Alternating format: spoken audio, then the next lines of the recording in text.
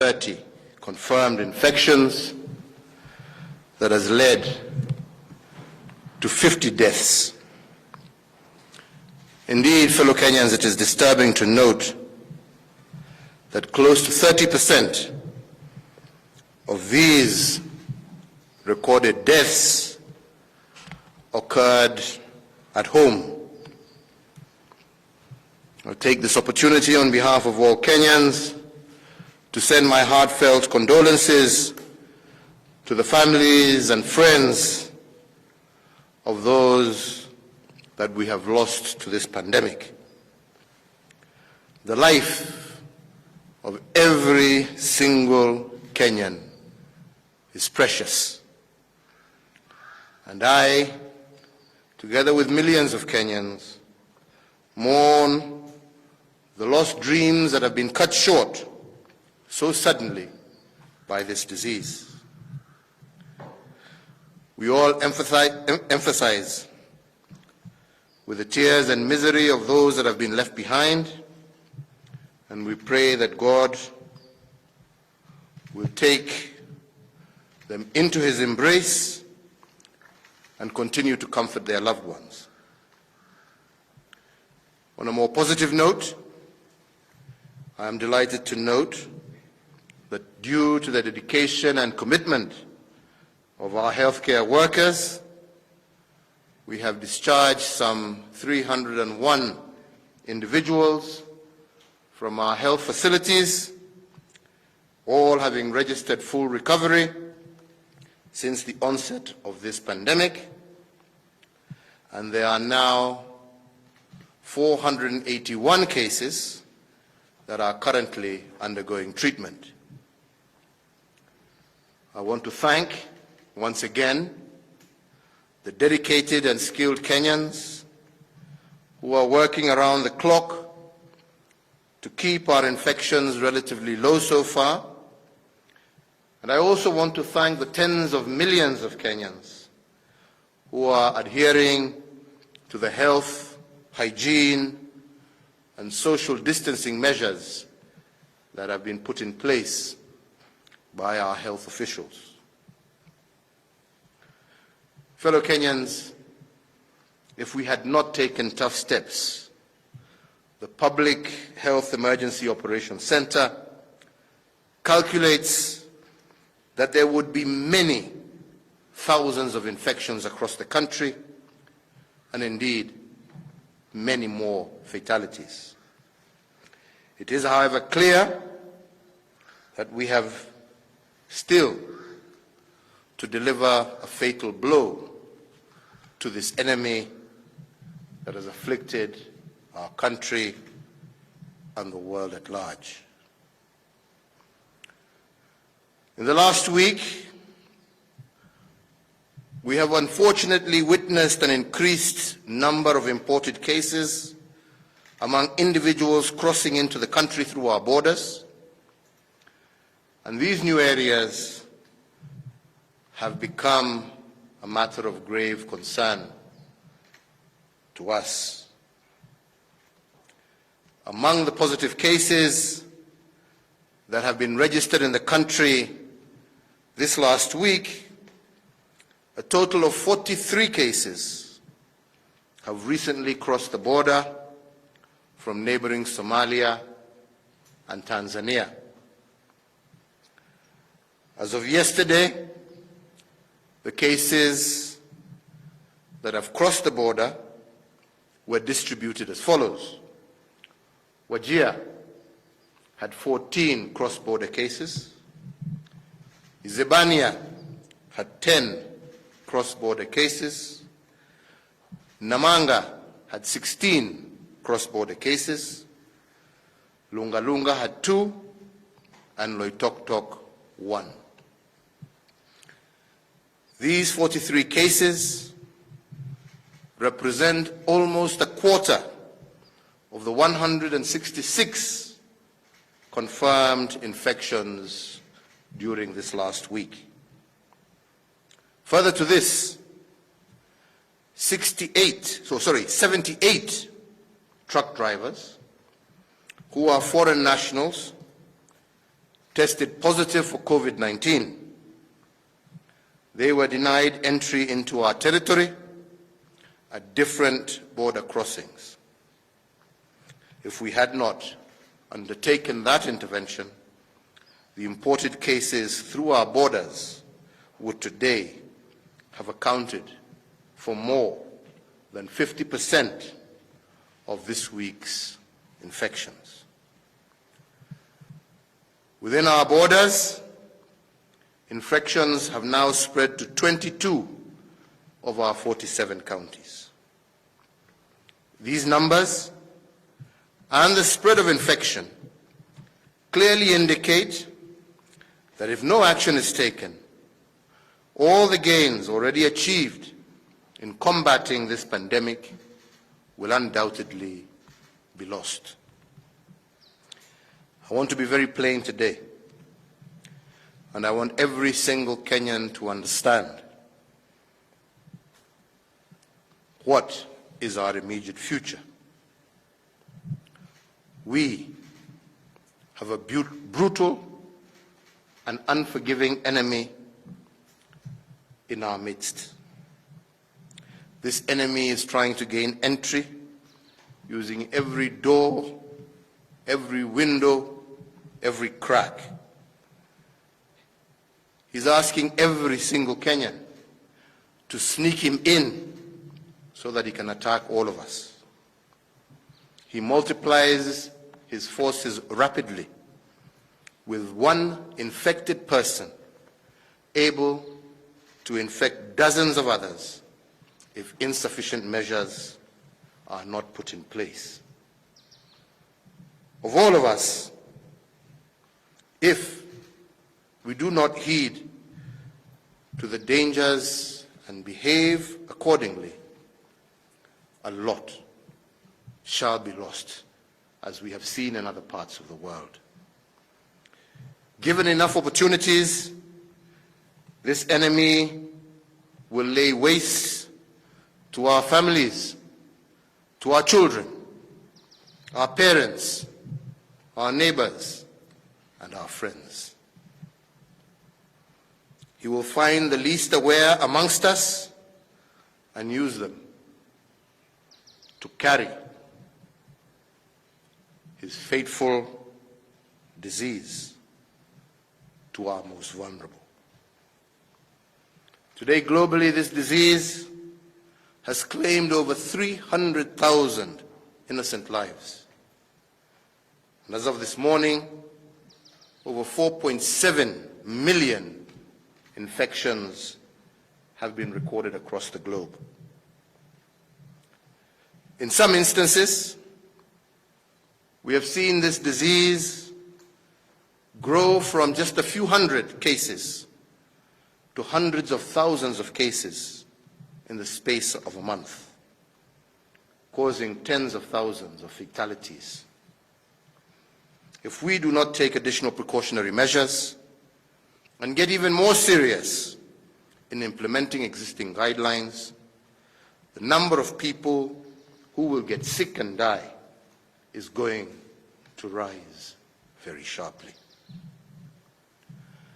I know that Kenyans are concerned about the impact this disease is going to have on our economy, especially on those sectors that are linked to foreign trade, foreign travel, and production. And even though the measures we are putting in place are inconvenient to all of us, the far worse outcome, fellow Kenyans, is for this pandemic to grow out of control.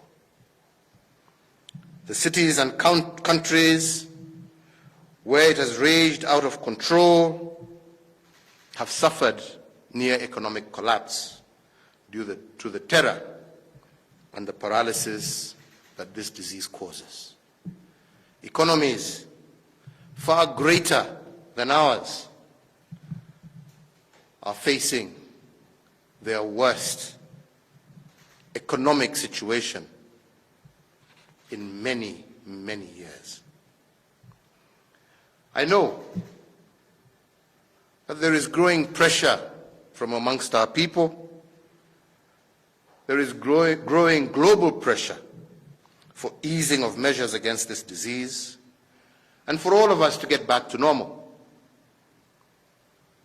Indeed, one of the tasks that I gave our National Emergency Response Committee on Coronavirus was to undertake a close look at reopening our economy even further.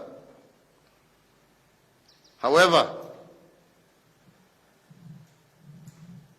their examination of what has happened across the world has found countries like Singapore, Germany, Ghana, that initially had done very well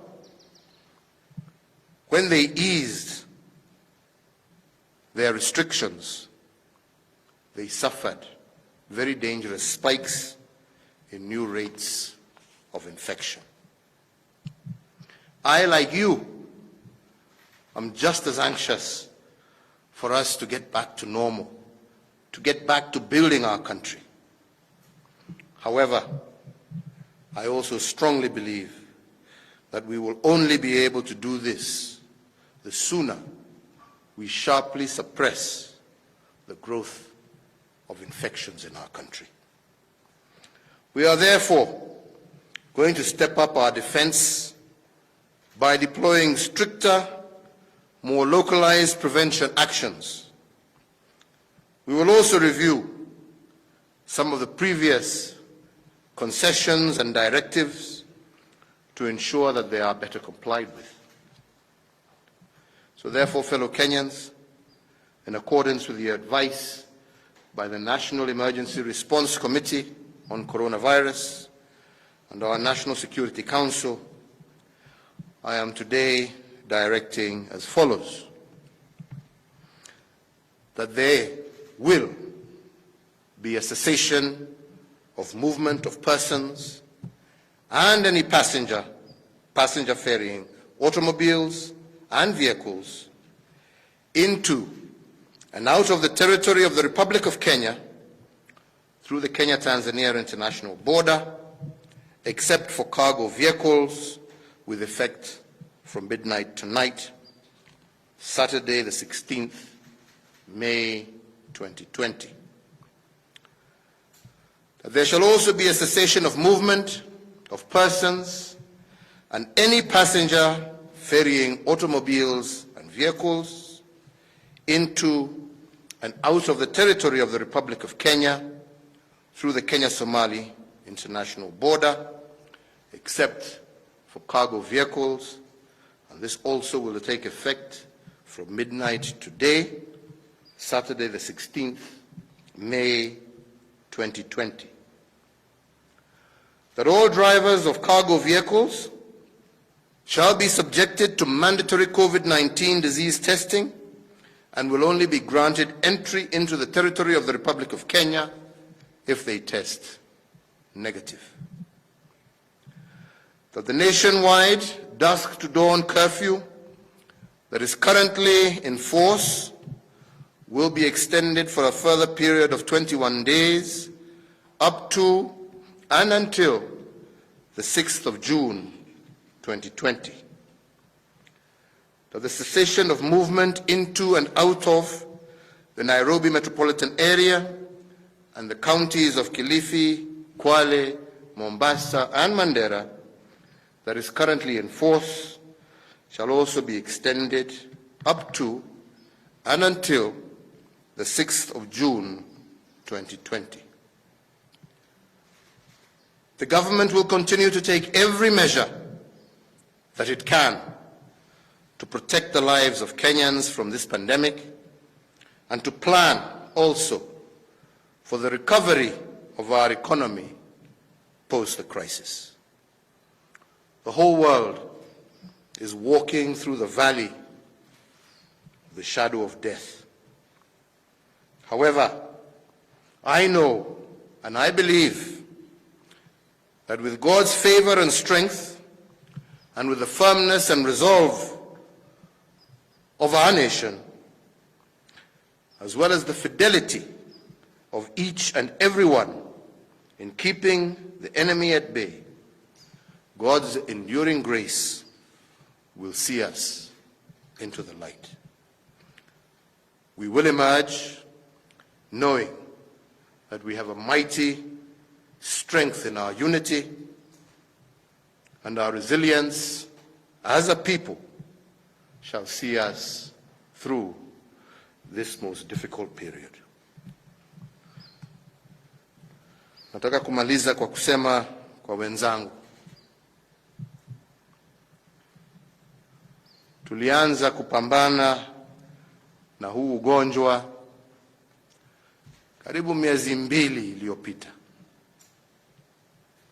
Na nataka tena kushukuru wale wote ambao wamehusika, wametusaidia kuokoa maisha ya maelfu ya Wakenya ambao wangeangamia kama sio yale tuliyofanya kujaribu kuzuia huu ugonjwa kuenea katika nchi yetu. Najua wenzangu ya kwamba wengi wanaona kama wamechoka na wangependa maisha irudi vile ilikuwa.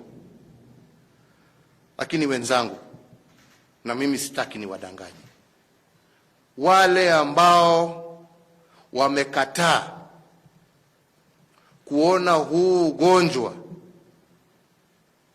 kama ni kitu cha kweli, nataka tu muangalie makaburi ambayo imechimbwa dunia mzima kuzika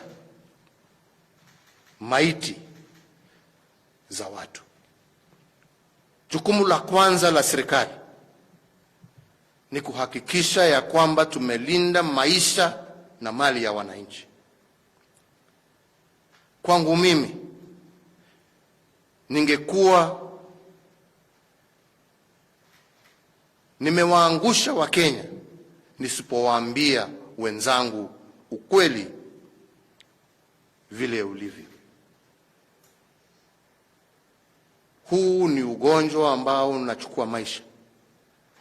Tukisema ya kwamba wenzetu, kama umetoka eneo ambao ugonjwa ni mwingi, jameni, kaa utulie na upige report kwa maofisa wa afya, lakini usichukue jukumu la kwenda kupeleka huu ugonjwa kwa wenzako, jamii, familia, baba, babu, mama, nyumbani, mtu ambaye hana hatia yeyote isipokuwa kukupenda na kukaribishe kwake, na wewe umwachie ugonjwa na uweke maisha yake hatarini. Nataka niwaeleze kuhusu kijana moja, kwa sababu yeye alikuwa amejiona yeye ameshinda askari, ameponyoka, amepita roadblocks. Ametoka kutoka Mombasa, ameenda mpaka Gadhiani, Machakos, na anajipigia makofi ya vile amefaulu kufika Gadhiani, pahali ambapo huo ugonjwa hukuwa umesikika.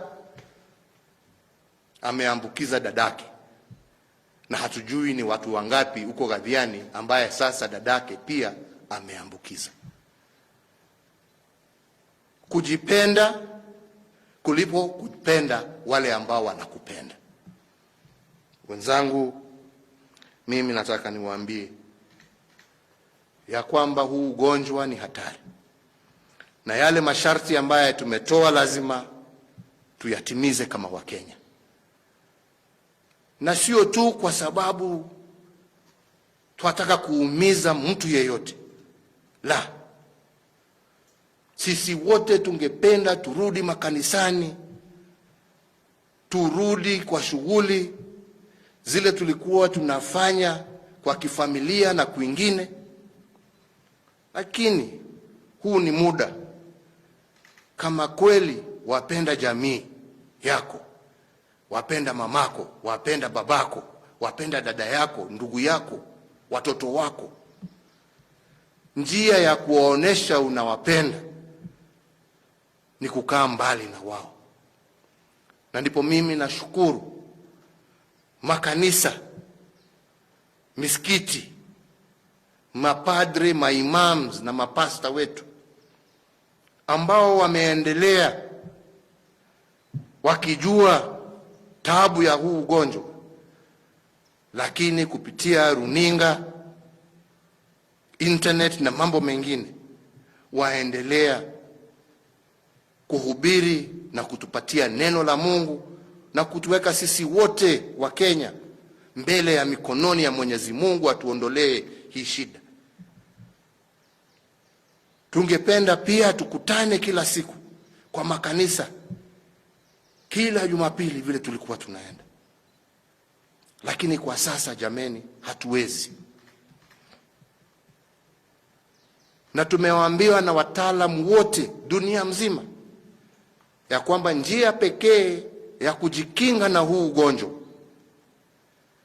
ni kila mmoja wetu awe anavaa hizi masks ambazo tunajaribu sana kusambaza kwa kila Mkenya awe na moja, awe anaweza kuwa anavaa, ya kukaa mbali mita 2 kwa mwenzako, kwa kusafisha mikono yetu kila siku na kila saa mbele ya kuingia shughuli zetu mbalimbali. Na tumejaribu sana, kwa sababu bado sehemu nyingi za uchumi wetu tumeweza kuziwacha ziendelee,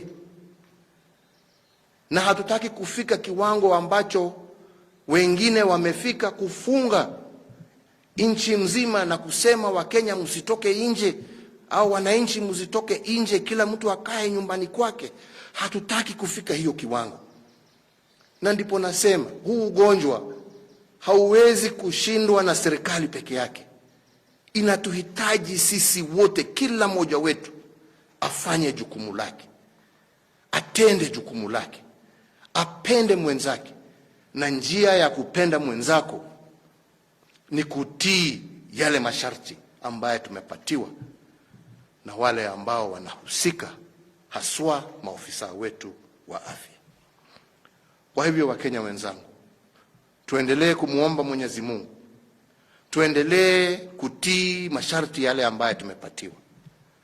Na mimi sina shaka tukiongozwa na Mwenyezi Mungu, kwa sababu hii ni nchi ya Mungu, tutafaulu na tutashinda hii jangwa ambaye imekumba sio tu nchi yetu, lakini dunia mzima.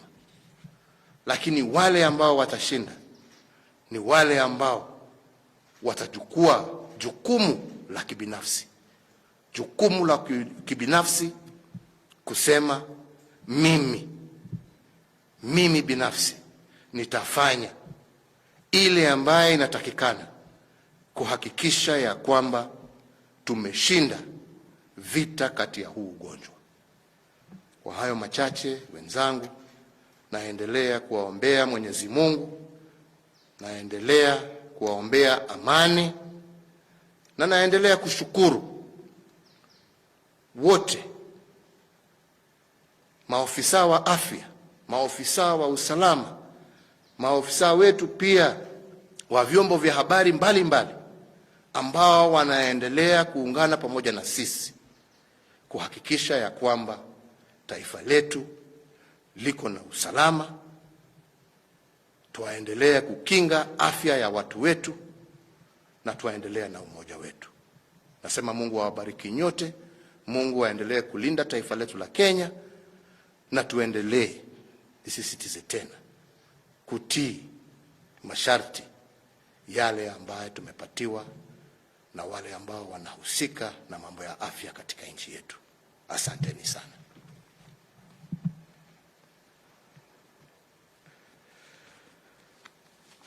Okay.